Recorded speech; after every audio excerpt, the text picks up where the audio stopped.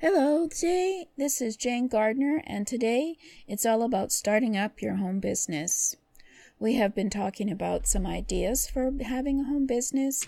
We've been talking about messaging, whether or not you should have a website for your home business, and we've been talking about a few ideas on concepts on not quitting your part-time job and making your home business a part-time thing rather than making it full-time until you find it successful. Well, today we're going to talk about money. That might be why my voice is funny today, but there are a few ways that you can finance the startup of your business. I think I've already mentioned before that we did our business part-time in the evenings and on the weekends. So it wasn't a lot of revenue at the time, but at least we developed a few clients, enough clients so that when my husband was laid off, he felt that he might as well go ahead and try it full-time and go out and find a few more clients with the time that he had to do it full-time. So in the end, you could always just start your business part-time and see how it goes from there. Being in a home office, hopefully you have a computer in your home office. There shouldn't be too many expenses to starting your business part-time at home, depending on what it is. Of course, if you have a home business with inventory, then of course you will have some setup expenses. And so we'll talk about how to find some financing for your business.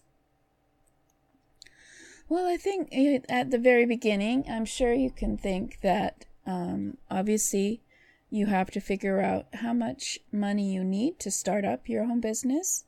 If there is inventory, put that into the budget, as well as if you don't have a computer and you need one for your business, put that into your budget. And looking at what you need for your budget, you're probably looking at covering 6 months' wages at least, with the possibility of having a nest egg or savings that can cover you while that 6 months while you are possibly having issues with the startup. But of course, as I recommended before, try it always part-time first and see if you can get some response and get some clients and get some interest in your business enough that you can figure out if you had the time, you could actually make it a full-time home business. So obviously, first of all, you can be your self-funder. You can save up some money, 6 months in terms of wages that you get to cover if you weren't working. You could probably get a payout if you get a payout from your existing job when they lay you off or you retire from that business. Hopefully you have a couple of 2 or 4 weeks worth of funding from the pension for while you set up, or you can discuss it with your family or friends, your business, and see whether or not they'd be willing to give you a loan, obviously with interest. This is always a very vulnerable thing to do, of course, in terms of your relationships with your family or friends, but it is certainly something that if they feel your business is worth it and they have the money to give, then it's probably the second easiest way to fund your business. Then, of course, there is the government. Sometimes they have, especially for minorities or women, they have some kind of grants, and they have other kinds of loans that may have a low loan rate that you could have and get you qualify for from the government. Just look at some of your government's websites.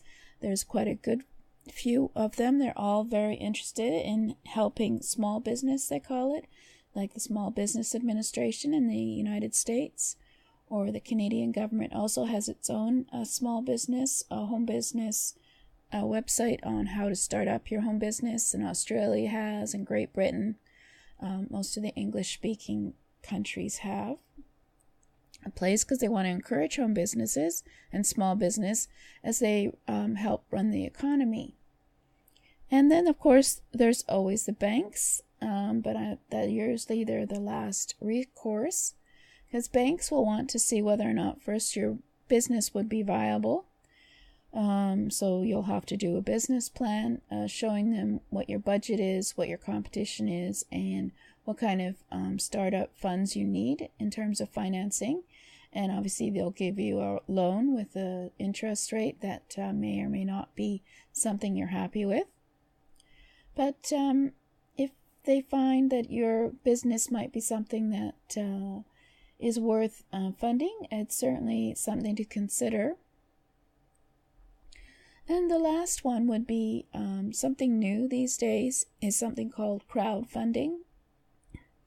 There are websites, crowdfunding websites, where you can put up a prospectus as to what you want to start in terms of your product, especially if you have a unique product and you want to get some funding in order to do the construction of the product, or if you want to see whether or not that product or service will sell.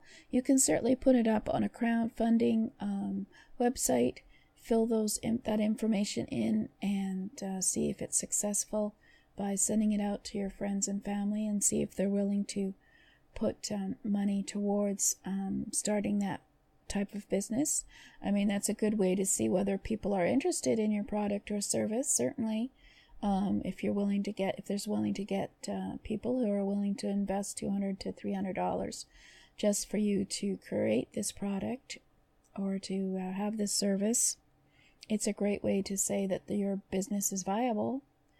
So those are some of the ways that you can get funding to start up your home business. We can certainly discuss them more and then at a later date, but I just wanted to get it out there for you that you can self-fund, or you can have family or friends fund you, or you can have the government has grants out there. You could try the banks after a lot of research and business plan. You could try crowdfunding. And I forgot to mention, you could also try venture capitalists. They do tend to want only businesses that will be making millions of dollars. So I'm not sure if they'll be interested in something that's only going to make $30,000 to $40,000 a year at the beginning. But that is another one these days, which certainly has come up as a possibility for a lot of people, especially in the technology career. So that's 6 now, is it? 1, 2, 3, 4, 5, 6. 6 ways you can consider looking at how to fund your starting up your home business.